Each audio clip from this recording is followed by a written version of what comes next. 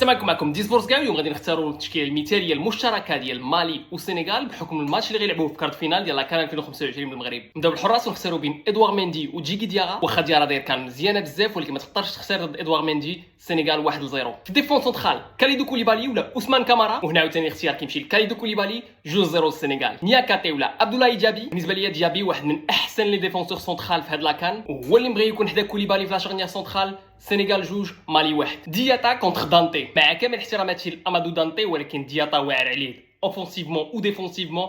كنختار دياتا.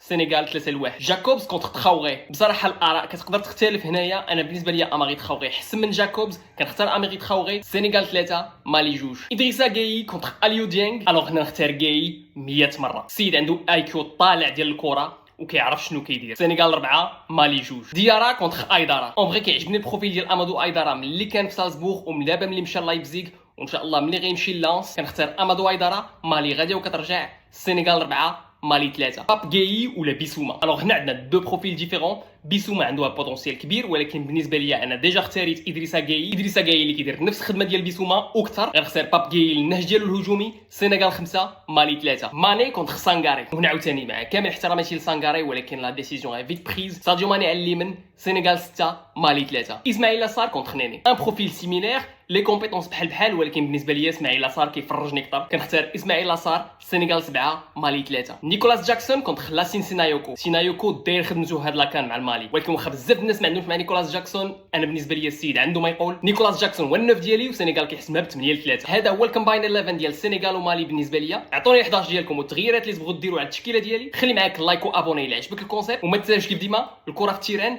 والحساب عندي.